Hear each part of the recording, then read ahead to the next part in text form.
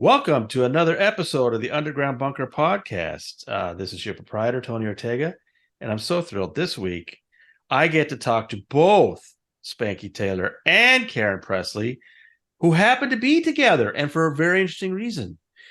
Karen is celebrating her 25th anniversary out of the Church of Scientology, and she decided to celebrate it by going out to LA and hanging out with some of her good friends like Spanky. And I'm amazed I have Spanky on this thing at all because she's not somebody that seeks publicity. So Spanky and Karen, thank you so much for coming on the Underground Bunker Podcast. How are you guys doing? Thanks for having us, Tony. We're doing great. It's just awesome to be with Spanky, especially at this time of my celebration. Hi, Couldn't do it better. Tony. Thank you so much for inviting me on. I love doing this with Karen too, and love it to be with you. We go way back, don't we, Oh, honey, Spanky? don't we? Don't we? Oh, I was at the New Times Los Angeles in the late 90s Yes, when we started talking very secretly, yes. and I you can. helped, yeah, you helped me out with some Oh, stories. So that's been a long relationship. Karen, I know more recently, but you Mhm. and I have been sharing a lot of interesting stories recently. And what are some of the things you're hoping to do while you're out there, Karen? Really, I really wanted to. It's funny, when you're in the Sea Org or in Scientology, sometimes you just don't get to really know the people that you like because there is no time. You're working almost 24/7. And I've always loved Spanky and Tori Chrisman, who I'm here to see. And like Tori mentioned it last night, she has learned so much about me over the past 3 days that she didn't know.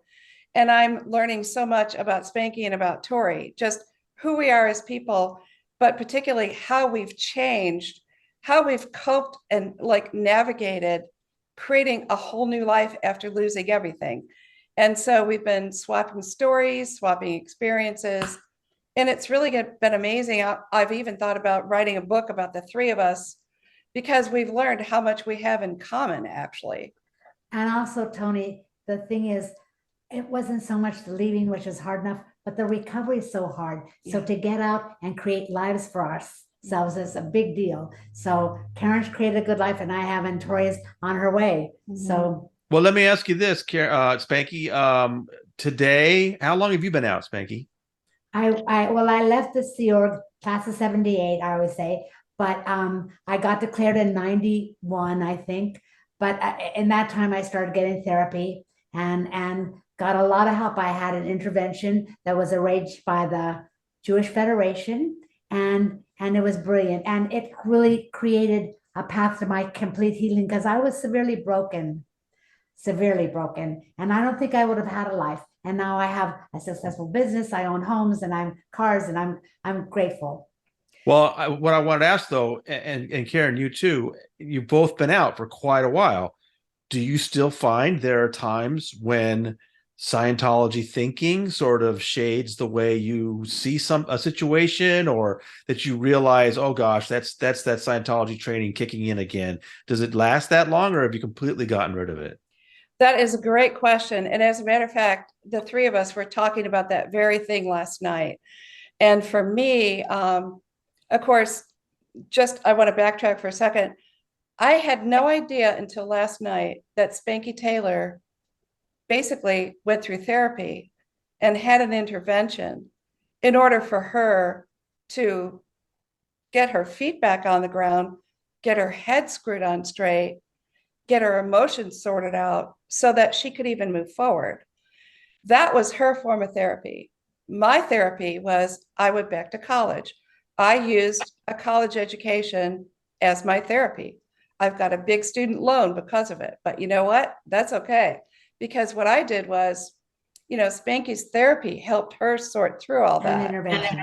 and intervention. And in my case, it was, like I said, my education, but I went back to college and I finished my undergraduate degree. And then I got a master's degree. But the way I used that was as therapy was it moved out my Scientology thinking, all the bullshit, all the misinformation about the world. And I replaced that with facts and history from political science to studying everything from writing and art to sociology and psychology. I mean, everything I studied gave me truths about that showed the lies of Scientology and their perspective on the world. So ever since I was a kid, I really loved school and I wanted an education. So I finally got what I was seeking. It's great. But and that is what screwed my head on straight. That's what enabled me to move forward. We were talking about this very thing last night, and how even with all that, yes, to answer your question, there is certain Scientology thinking that still affects, speaking for myself, me. Things come up sometimes. Tony, I shared with you about a week or two ago that there are times when I talk about certain topics that my mind kind of goes into a clampdown. And it even happened to me while I was on the Aftermath show, and Leah Remini was asking me questions about recruiting celebrities. It happened to me while I was being interviewed by Andrew Morton when he was writing Tom Cruise's book. He was asking me about David Miscavige. And when certain topics come up, that there is so much trauma attached to those topics, my mind goes into a bit of a blank. And I, like Spanky, I did go to counseling. I had PTSD counseling. I was diagnosed with PTSD back in 2004. So that PTSD counseling helped me tremendously. But there are times when certain topics trigger sort of a blankness. And so, but we know enough now. Spanky and I have learned how to live. We've created new lives. Our identities are completely different now than they were then. Spanky, what are some of the toughest things that were most difficult to get rid of as far as the Scientology experience you went through? Well, I'm so grateful that I had this intervention, which was done, by the way, by Hannah Eltringham. She's Hannah Whitfield and her husband, Jerry. They became exit counselors. And so they spent a couple of weeks with me going through the points of mind control, having me list out how everything and every point applied to me personally. Because even though I thought I was all over it, things are so deep seated, and you have cobwebs just stuck in your head. So it was like I got my head power washed by them, so that all those things that were really that I hadn't even realized, because in therapy they kept coming up, these weird concepts, and which is why they said you need an intervention, which I completely disagreed. Oh no, I'm all over that. But guess what? I wasn't. So after seeing many, many hours of films, learning about different groups, learning about phobia inducement, and thinking if I left and turned my back on the truth, that it would I was doomed to hell. So it was so great going through the intervention. It helped me so much. I still, to this day, I think of those things, but it's kind of in perspective. So I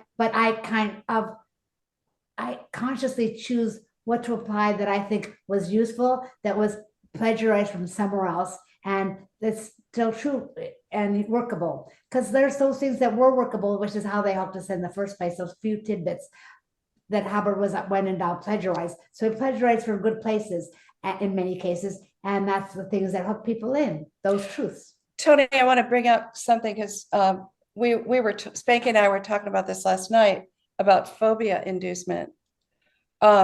We brought up two things, phobias that were induced.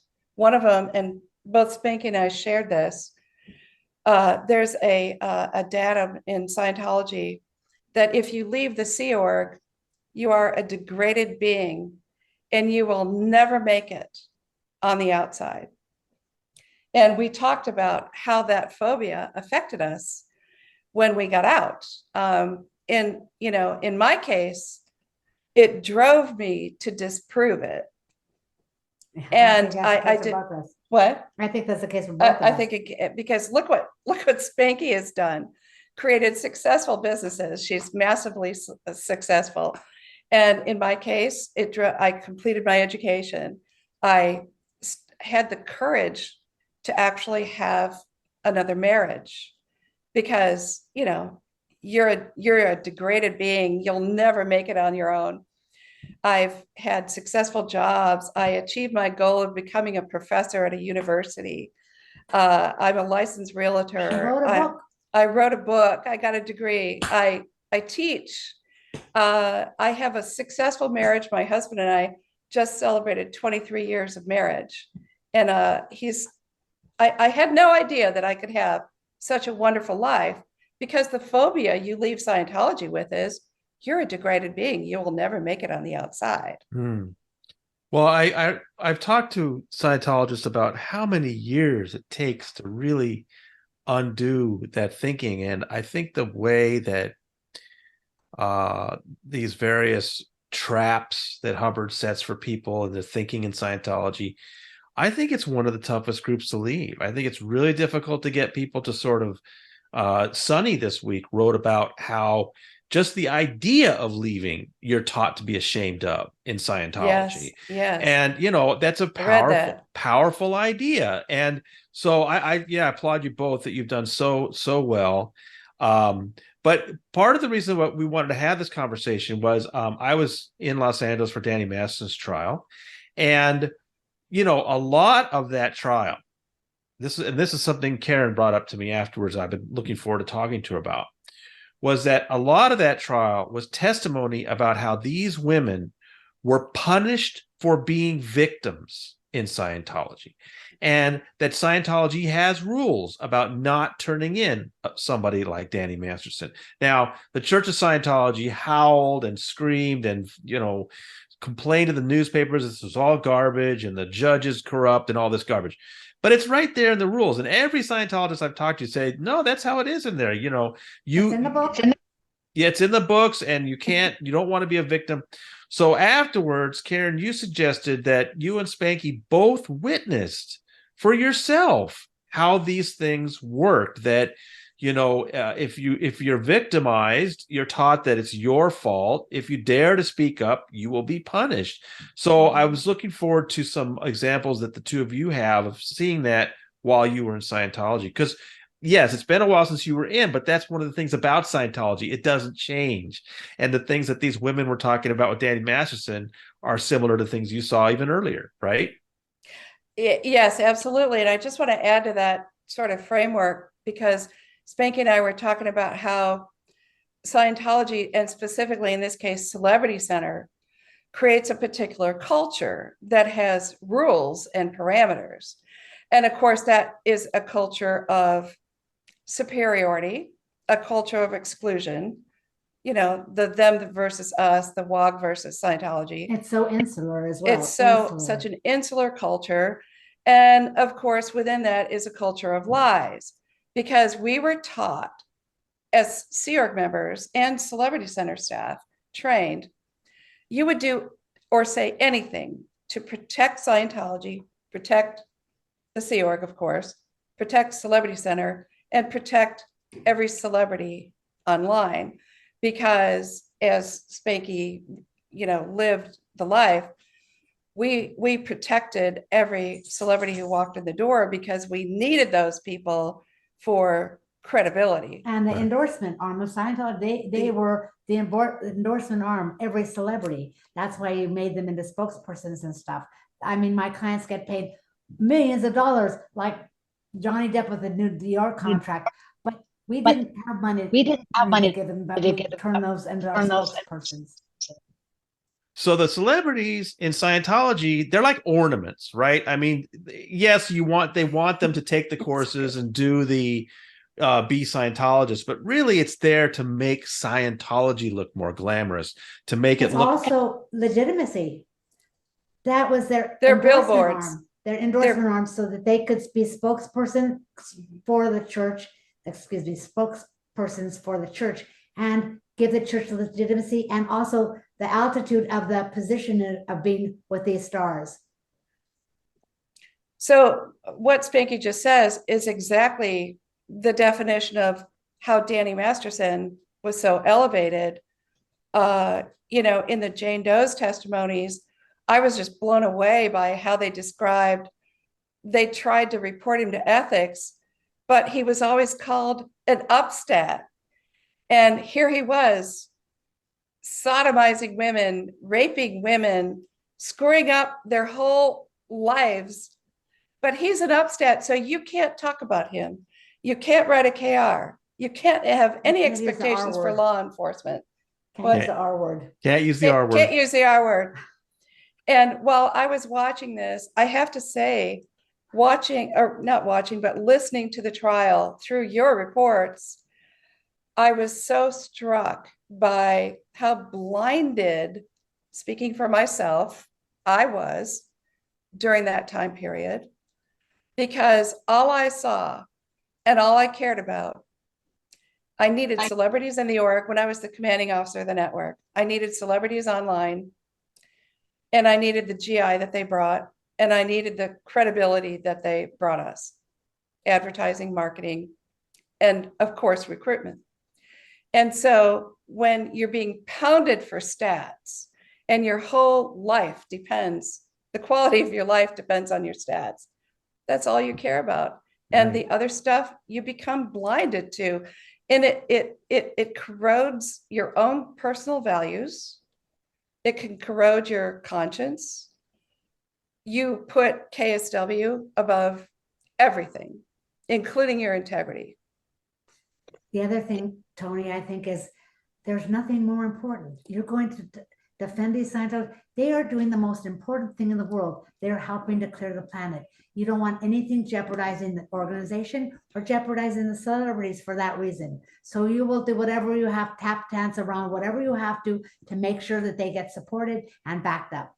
And the perspective we're sharing right now ties into the Jane Does, because if the Jane Does or anyone else like the Jane Does would walk in and say, hey, John Travolta did XYZ to me, or some other celebrity did this to me, that person would be hauled in first to the president's office and grilled within an inch of their life, and possibly be given a tailored ethics program or auditing action to handle them, to change their perspective about what that celebrity did to them, just exactly like the Jane Does testified. And what are some of the things? What are some of the things that you saw going on when the two of you were in? What are some of the things you saw that happened just post me leaving? I had a friend who was at Celebrity Center, beautiful girl, and she had celebrity status because of her proximity to a big star that she worked for, who was a Scientologist. But Isaac Hayes was very inappropriate with her, very inappropriate. And she couldn't tell anybody, so it came up in session.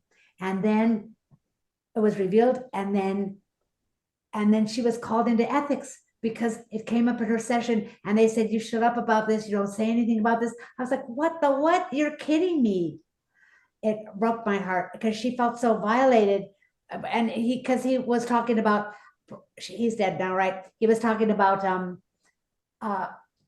sexual advancement, and she just needs to be gently coerced into doing this. She needs to be gently pushed into doing these things. She's like, no, I don't want to do this.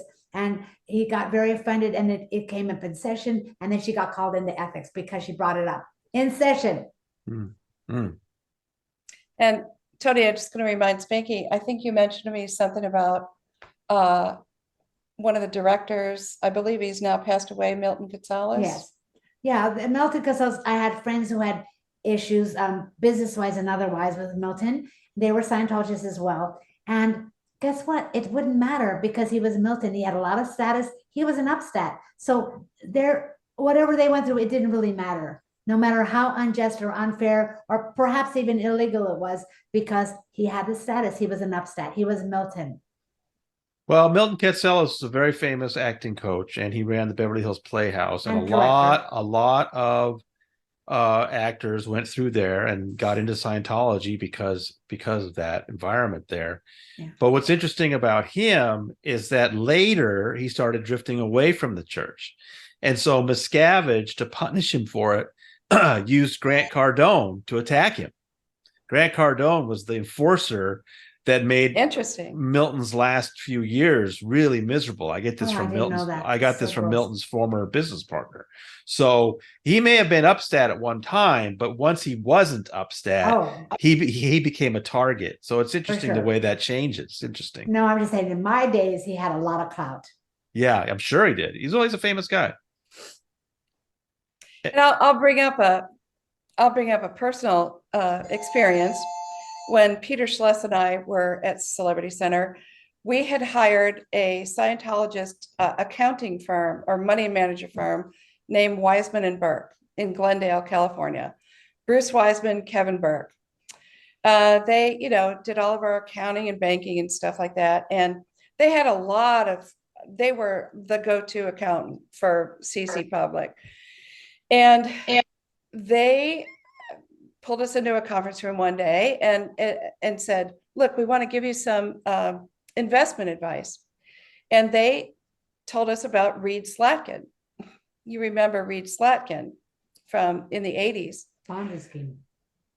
One of the biggest, we later found out it was one of the worst Ponzi schemes in the US. But here was Reed, a Scientologist, and it was Wiseman and Burke who were channeling investors, a lot of their clients, to invest in Reed Slatkin's little games that he had. And, ending up, there were people like Ann Archer and God, just my ex-husband put money into Reed. Your ex-husband, Norm. And Matt Damon did too. Matt Damon did.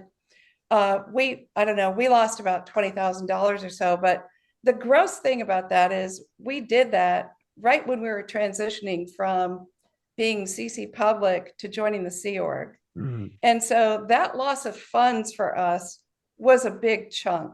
Right. And it was bad enough that Reed Slatkin, who was a Scientologist, did that to people and ripped off so many people. But it was worse, even to me, that Wiseman and Burke were the channels, such an unethical channel to suck money out of their clients. And they earned a commission on whatever we invested. So the commission money that they earned, they then turned around and they were whale donors. I mean, they were channeling so much money into the church. And when we found out what was going on and we tried to report it, it was like, oh, this is being taken care of and don't do anything about it and XYZ. Well, later, of course, we know that Reed Slatkin was investigated by the SEC and the FBI, and then he was put in prison. I don't know whatever happened to Wiseman and Burke. Did you ever hear? I know he's still around. I mean, oh yeah, there was a Hollywood Reporter story profile of them, not of Wiseman, not too long ago, several years ago.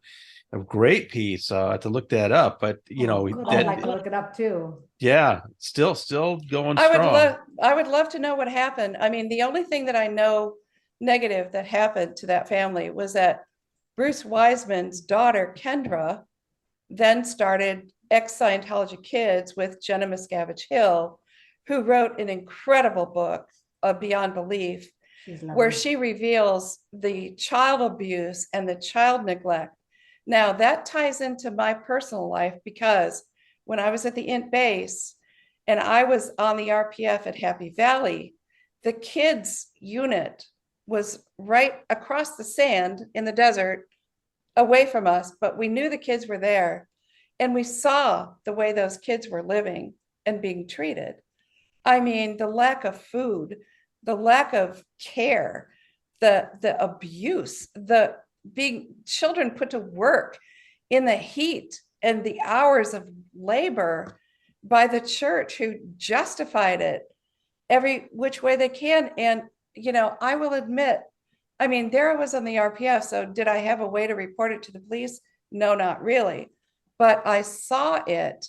And at the time, my perspective on it was, what am I going to do about it? Karen, didn't you also mention that you saw the kids at the annex that were the cadet org? Yes. When you were at CC? Yes. And that was disgusting. I will bring that up as well. But that's how Jenna Miscavige ties into me, is she was there at that time. Right. And I was an adult who didn't rescue any of those kids. I was on the RPF, so I was in my own prison of belief of being punished. Right. And far be it from me to, I mean, we were just trying to survive from day to day at that point. But I have really deep regrets about that. And Spanky brought up another point.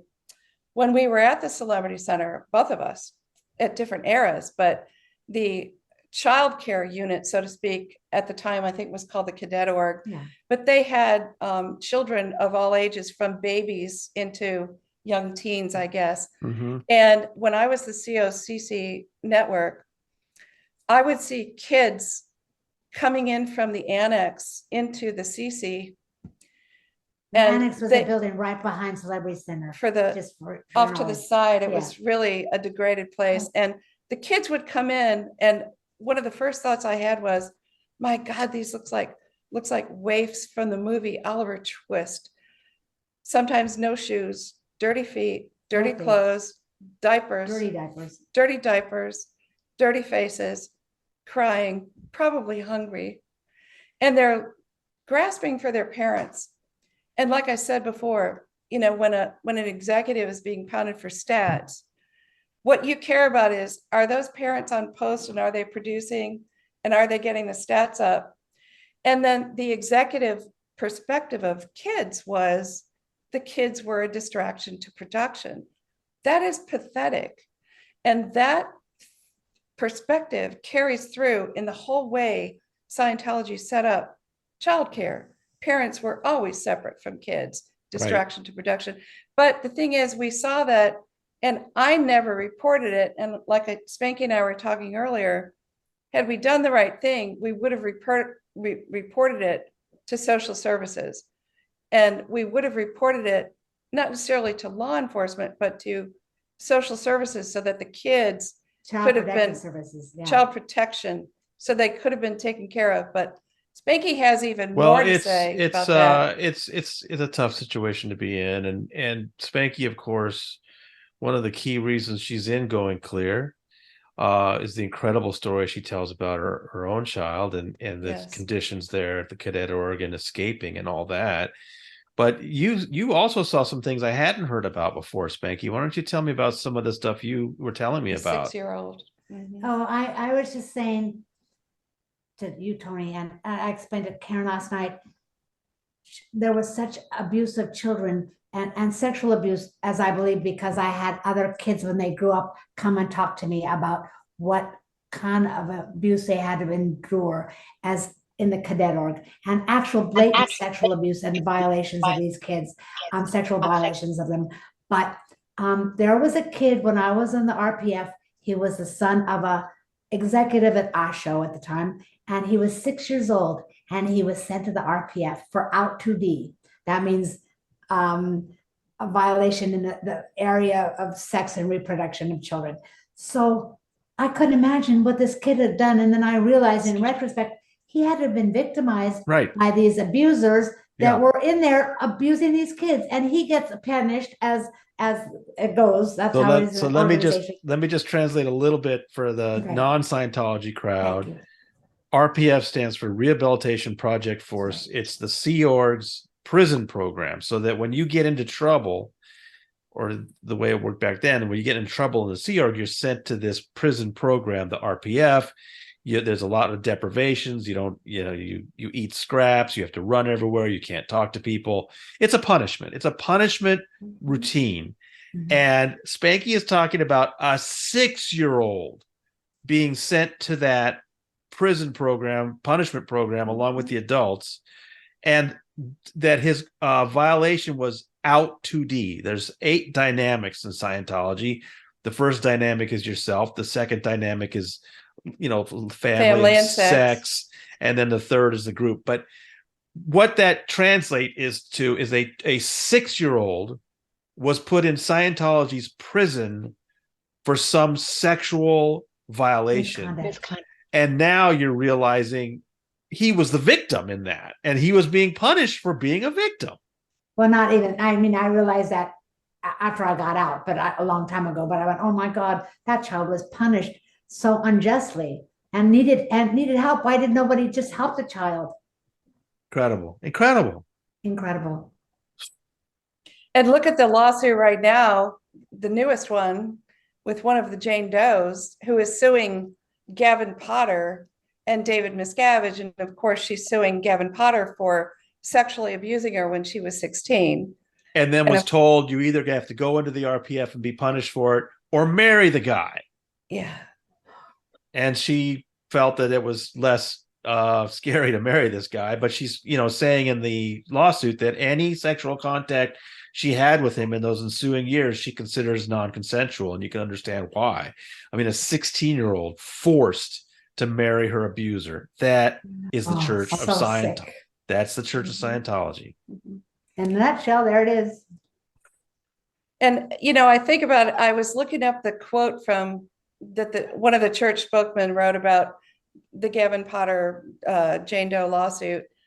And he says, I typed it up in response to the Danny Masterson conviction. The church has no policy prohibiting or discouraging members from reporting criminal conduct of anyone, Scientologist or not, to law enforcement. Church policy explicitly demands Scientologists abide by all laws of the land. Allegations to the contrary are false. Okay. I mean, that's just a spokesman, that's just a spokesman saying something for the press. Every Scientologist you talk to say, no, it's the exact opposite. I mean, well, and here she and I are saying, in essence, it's a culture of lies. We were trained in a culture of lies.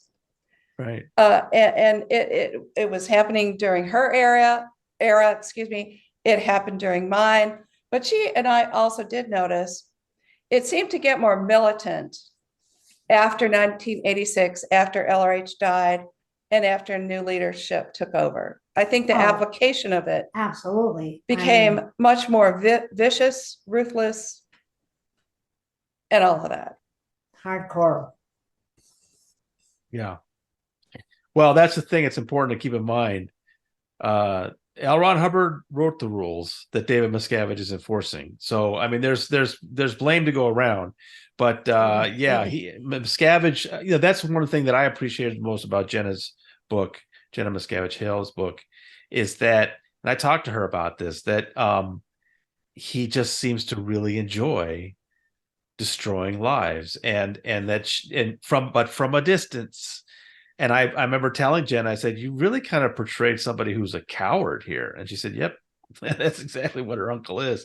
So, I mean, it's these ruthless, vicious rules that this man just seems to really enjoy enforcing. And it says right there in the book L. Ron Hubbard wrote, you're not to turn a fellow Scientologist in to civil authorities. It's right there in black and white. And it's just amazing to me the way every day during the trial, these reporters would ask Corinne Powell about it, and she would just say, nope, that's not true. No, we don't do that. It's like, it's right there. It's lying. Oh, God.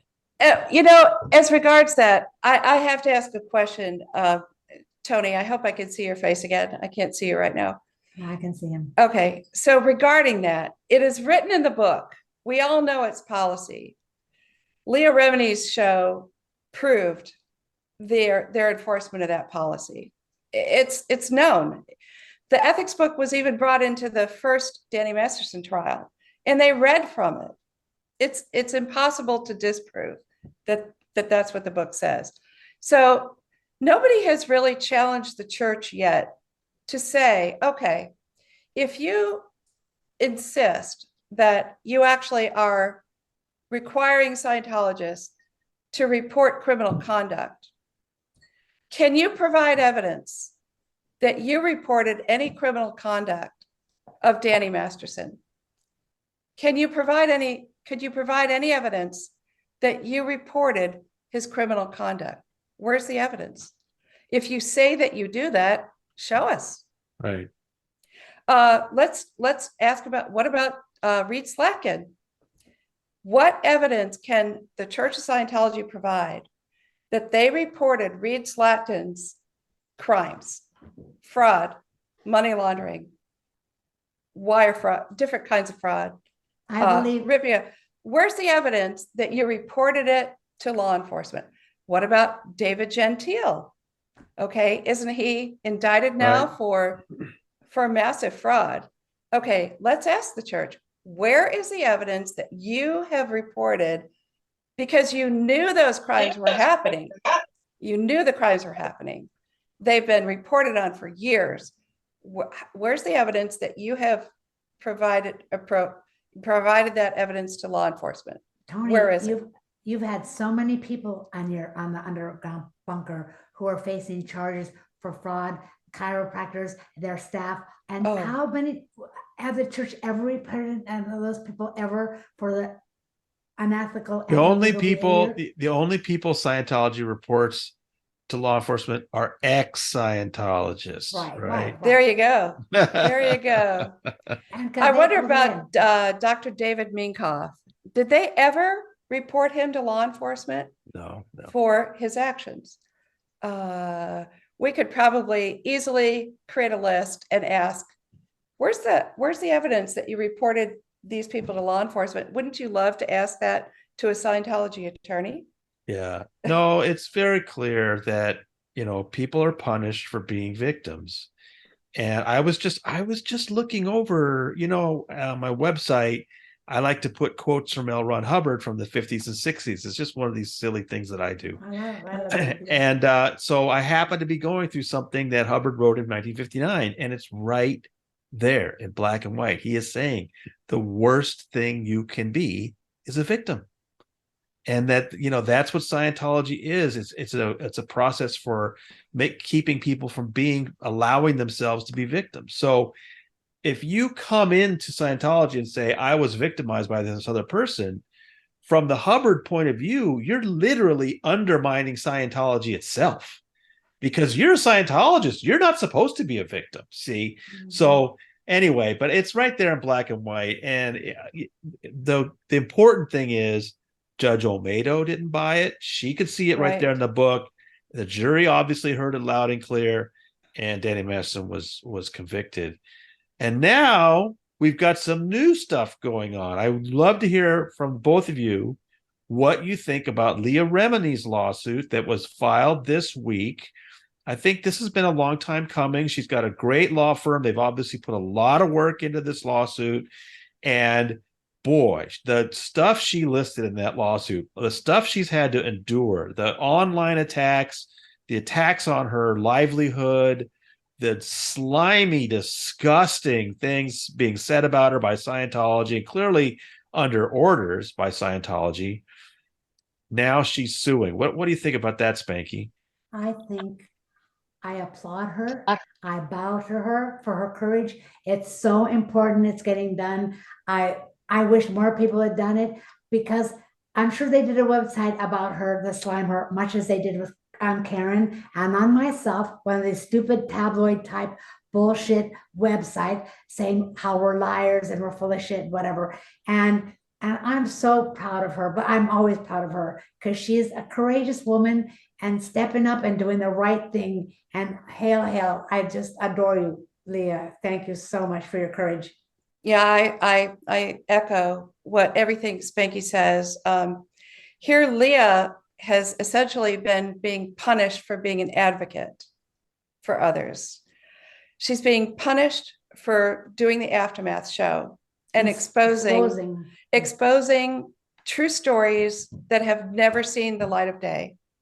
Scientology has wanted to keep them in the dark all along. I have to say, Tony, one of the things that, and I'll get back to the lawsuit thing, but one of the thoughts that triggered my conversation with you about, discussing how Celebrity Center punishes the victims and covers up crimes. Here I had been a Scientologist for 16 years, or a Sea Org member for 16 years, and I've been out so long. But in 2017, I'm listening to the Aftermath, and I see the story of Marie Bilheimer, who was in the Sea Org with her husband, Aaron Pullen. And she tells the story of, I think about this, it's just awful. Yeah. I think they were in their 20s. Yeah. And her husband went in some room over by the offset Hollywood Boulevard and hung himself. Yep. I couldn't believe that story. I mean, so tragic, first of all, for Aaron, that he felt he had no other alternate option, solution than to hang himself. But then for Marie to discover her husband's suicide. And she tells in her story that she was put outside and told, don't say anything to anyone. And this was all reported to OSA, not to the police. I don't know how long it took OSA to finally report it to the police. Yeah, they did it eventually, but my God, for the coroner to come and whatever, I mean, who knows how long that was? Who knows how long? But this goes back to how Leah and Mike had the courage to put a show together to expose all this in Aftermath. And then for Leah and Mike, but Mike had been in the Sea Org, and we knew he would be an obvious target after leaving OSA. But Leah was a public celebrity, and she used her celebrity to help bring justice to people who had suffered under Scientology's care. And really put it under the light. And look what happened to her as a result, being punished. It is no wonder she would file a lawsuit. Well, I think there's a risk involved. I mean, she's being very brave. And Spanky, I was going to ask you this, is that, you know, Spanky, I don't know if everybody knows it, but you work with celebrities, you help them out in their lives, and there's risks involved for celebrities speaking up. And you know, Leah has been speaking out very loudly for a while now, and she is revealing in this lawsuit that it's costing her, that she's lost a podcast, and she lost it again, that she's perhaps lost this game show gig. I mean, that's real damage. I mean, isn't that something that you always have to weigh with your clients? Oh, absolutely.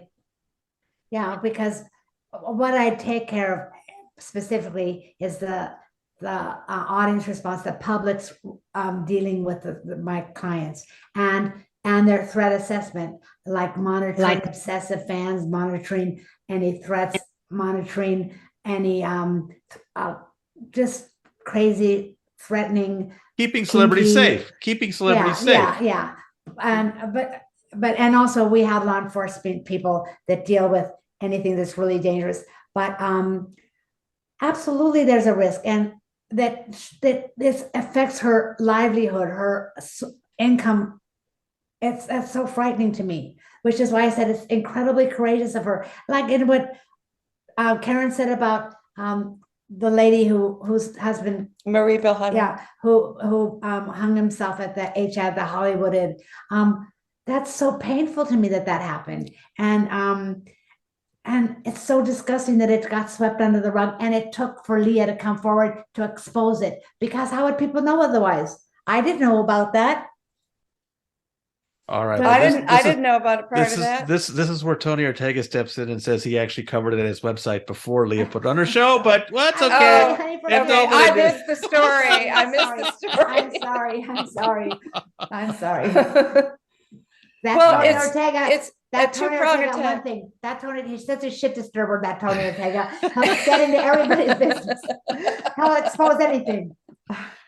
No, well, let's talk about Tony Ortega. Look at the shit you take for exposing stories. You know, are you kidding me? Well, this is what my personal message to Leah the day the lawsuit came out. I sent her a message, and I thanked her, because there are a lot of us who get smeared and attacked, and that, you know, probably are losing business opportunities because of it. We're being harmed, but I don't have the resources to sue the Church of Scientology. And I told her, I think that there are a lot of people that are going to feel like she's taking on this case for them, and that it's incredibly brave that she's doing so, because look what she has to do right away. She has to expose herself and talk about the losses she's had and the things being said about her. I mean, I said something about this on my own video this week. It's like, it's something I don't usually report about, you know, these slimy websites that attack her and Mike and me and other people, you guys. I have usually one. Yeah. I usually don't report on them because I feel that it just brings attention and helps Scientology spread its smears. And so that's the first thing she has to do in a lawsuit like this is here are the terrible things they're saying about me. That takes guts. I really admire that she's doing that. She's really taking on this battle for a lot of people, and it's going to last a long time. And of course, Scientology is just going to make it as frustrating as possible. And I have drag it out. I have a question. I wonder if they're going to try the arbitration thing on her. I don't know if they can or not. That might be interesting. She was never staff. Oh, You don't have to she's the be. seal. You don't have to be. If you took any service, if you took a course from Scientology, you signed a waiver that has an arbitration clause on it. I don't know if everybody realized that.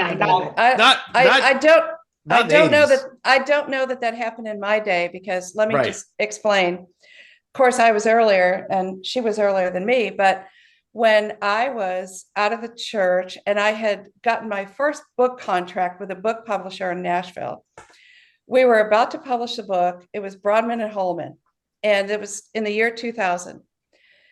I think Mike Rinder might have been over OSA at that time, but in any case, I was contacted by a Scientology attorney named Elliot Abelson, who wrote a very threatening letter to me. I still have the letter. I will save that letter forever. And he orders me to immediately cease and desist talking about Scientology to the media, because in those days there weren't that many people that were speaking out doing media. Right. And I had been contacted by like NBC Dateline, CBS, and a bunch of different groups. And the fact that the book, I had a book contract. So what happened was Broadman and Holman sent my manuscript to a legal firm, I believe it was in Washington, D.C., for a legal review to see what sort of threats that manuscript might have posed. Obviously, somebody in the legal community spilled the beans to a Scientology attorney. That triggered a letter to me from Elliot Abelson demanding that I cease and desist. Wow. And in the letter, and I can show you the letter, Tony, it says that as an employee, he referred to me as an employee. He didn't refer to me as like what they refer to now. He called me an employee. As an employee of the Church of Scientology, you should not be doing this, that, and the other. Completely different language from what the church is saying to people now who speak out, who did sign waivers or whatever else they signed. But he called me an employee. So that's a different status than I think it was sometime in the late 90s, early 2000s that they hit on this strategy and they started having everyone sign these documents. And I think it was during Leah's era. So I'm just saying, I don't know that they'd be able to get away with it, but it'll be interesting to see if Scientology tries that trick and says, Can you imagine? Can you imagine? Because she'll just go right into court and say, look what happened in the Bixler case. All of the attacks I'm talking about happened after I left Scientology. So, the contract should not apply, but I'm still thinking Scientology might try. It's going to be really interesting watching this case. Really interesting. Oh my God. It'll be insane. I just applaud Leah for never giving up, never losing hope, never losing her badass self, because I tweeted this today after I read the whole document of the lawsuit and everything. And I said, Leah Remini is a far greater badass than David Miscavige. Oh, yeah. Who is a coward, and I think. His life will be hell. His life will be hell from this moment on. Of course, I went through, during the Time magazine era, the big story that came out. I was at Exec Strata at that time, or I was at the in-base, and I will never forget that era, because when the whole situation developed, we had teams of digging up research and writing counterattacks to who was it Rick Ross? Richard Behar. Richard Behar. Yeah. and I loved him. And meanwhile, you're dealing with that. And Tony and I are busy helping Richard Behar. I mean, I would presume he was. I know I was, because he called me. I was providing data and helping him, and then he called me one day and said, "Spanky, they got my phone records. They know how much we've talked about." Oh damn! Oh no! I was still trying to be under the radar. Tony knew who I was. One other journalist knew who I was in my real name. But oh my God, I was so freaked out and Richard knew who I was because he'd come to my house and I knew. And I just adored him. And oh my God, I was like, oh, put a bullet in my head. I was so freaked. They're going to kill me. They're going to kill me. Oh my God. And Jerry and Hannah were also in his. There I was helping with research to attack Richard Behar. Oh, he's so lovely. He's great. But the point being, you know, it was literally a time of war and total attack. And I actually wonder if you've heard anything about, like, now that Leah has launched her website, or excuse me, her lawsuit, can you imagine the team that they're going to assemble to counter that lawsuit? Oh yeah. Can you imagine? So much money they're going to spend fighting that lawsuit, just like they did the others. They can turn around and get everyone like yourself, like Richard Behar, like all these people who can come forward and talk about how they were dirty tricked and how they were how people tried to obliterate them from the guys at the New Yorker and Larry Wright, you know, all the awful stuff, to back up what Leah's doing, to say, look, we've all been harassed. We've all been dealt a dirty hand by the organization continually. Well, to that extent, I read somebody's comment, I think it was on Twitter, about how there is so much evidence out there that backs up Leah's lawsuit of what Scientology has done. There's so much evidence out there. Scientology has literally shot themselves foot bullets. You go anywhere, you can find horrible posts about Leah, websites, pictures. It's all evidence. That's what I was saying about her in my previous video, was that she's got so much good evidence and specific evidence about how it has harmed her ability to make a living. That is huge in a lawsuit like this. Okay. Mm-hmm. It's not, you know, I mean, one of the tough things in the other lawsuit, like the Bixler lawsuit, is yes, these women's phones have been hacked. They've been surveilled. Their pets have been poisoned. But the tough thing is going into court and showing the evidence that it was the church that did it. I'm looking forward to it. I hope they have good evidence about that. But sometimes it's tough to make that connection. Whereas with Leah, when a Scientology attorney is sending the letters to the company that is now chickening out and ruining your show, there's just no question who's behind it. So she's really in a strong position with the podcast stuff. And so that's why I think that it's a really strong lawsuit, and I applaud the detail that she put into it.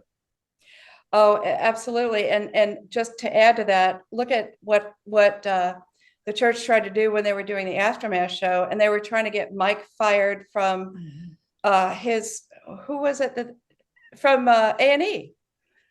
They tried to get him fired from the position, and of course tried to get the show canceled. I mean, they've got letters, they've got texts, they've got so much evidence. They had members picketing Disney and incredible stuff. Even when they did that Millennium show, that was a spoof on Scientology, which is a brilliant show. They had picketers out protesting at Disney. Crazy. Absolutely. Well, I remember when Aftermath was about to start. You remember the very first episode of Scientology: The Aftermath featured Amy Scobie and footage of her mom, Bonnie, who had passed away. And one of the stories that they tell in that very first episode is that Amy was sexually assaulted by an older man when she was a minor working at a Scientology mission. Right. Well, in order to try to convince A&E not to air this series, Gary Soder, an attorney for the Church of Scientology, wrote a letter to A&E and said that this is an untrue story and that Amy was the aggressor Of course, Whoa, that's of what they course, do. of course, of The course. Church of Scientology saying that the 16-year-old girl who was sexually assaulted is not true because she was the one who was really at fault. Yes, Incredible. yes. And Incredible. I got Of that course. letter. I published that letter, and nobody picked it up. Nobody ever has picked it up. I hope that gets put into the lawsuit, and maybe some of these other news organizations will pay attention to the lengths Scientology will go. There's no boundary. There's nothing. No, honey, there's no decency. We were talking about that with the dirty tricks that were done, things that were done to Hannah years ago, almost driving to her breakdown because it was just there's no conscience. They're just well, they're saving indecent. they're saving the planet, right? They're saving the planet, and so they will do whatever There's it no takes. limitations. Absolutely, anything goes. Wow, amazing. So what are some of the celebrations you have planned there, Karen, for this? Oh my goodness. Well, first of all, let me just say, my friend Spanky Taylor knows the best restaurants. Of course, look at me. In the valley, across Hollywood, the whole LA area. So we have hit some of the highlights. We're having an eat fest. Beautiful. Yesterday we went to Katsuya, which has the best sushi I've had anywhere ever. And I've eaten sushi on a couple of continents. This was the best. Then we hit this Italian restaurant, which you went to with me, Tony. Prosecco Trattoria in Studio City. Oh my God. You remember those clams, Tony? Crazy. Tonight we're going to another one. We're going to Castaways, where I took you for your birthday. Oh my goodness. This is an incredible restaurant up on a hill in Burbank. Now, I will share with you that tomorrow, we were going to do it today, but we changed. Tomorrow, we might get into some good trouble. Not I. Only because I can't run fast enough because I'm a gimp. With Tori Chrisman. And then I have a friend coming to see me who is one of my heroes who I think I told you, Tony, has moved back to Southern California. And we may be seeing her on Saturday. Wow. And then, of course, we've got to go to the beach. Yeah. Oh, it's August. It's got to be getting pretty nice there. I know. It's hot, honey. It's very hard for me. Oh, I bet. Because of the heat. So Yeah. Tony, you remain one of my heroes. I realize that Leah is doing the lawsuit. I just, when I read about her lawsuit, I was thinking of other people who are doing similar things to expose Scientology. And you're for sure one of those people. I mean, it's amazing to me that you persist as you do, and you just keep it up no matter what. Well, thank you. I get to meet people like you too. I mean, it's been an amazing journey, and I always love talking. That's 30 years of our friendship, Tony. Truly, I'm grateful for it. I want to see more pieces coming out in Rolling Stone. I love the pieces that they publish of yours. I've got something cooking. I had a little bit of a breakthrough today. You're going to tell us the topic? I cannot say anything about it. Well, you let us know when you can. I'm sure you will. Yikes. I got somebody to talk to me today I never thought would, and I'm amazing. All right. Don't cut this out of the video. I won't. So I said something this week. I've got a procedure coming up, and I'm gonna be a little bit light on the online for a little while. But as you can see, I'm nice and healthy and feeling fine. And I just you got pink cheeks. I just got done with a 300-mile bike ride to the Catskill Mountains. I'm in good shape. I'm feeling good. Just need to get through this little thing I got to go through, and then they tell me I'll be back pretty quickly to work. So I just wanted to say so much support this week. Wonderful messages I heard from people all over the country, friends I haven't heard from in many years. It's just been wonderful, and I really appreciate it. Look, I'm gonna keep doing what I'm doing. Just gonna have some brief interruptions, and I just look, it's getting to know people like you two is why I even do this. I mean, Spanky, you've been so helpful to me, and Karen, I've learned so much about this whole crazy stuff from you. So I just really appreciate you guys. Well, we love you. We love you. And I just want to say, I hope you and Chris Shelton continue your straight up and vertical videos so good. That summarize the week. I look forward to those because I am familiar with your stories, and then Chris adds a perspective that I always find really interesting, whether it's informative, educational, a different perspective.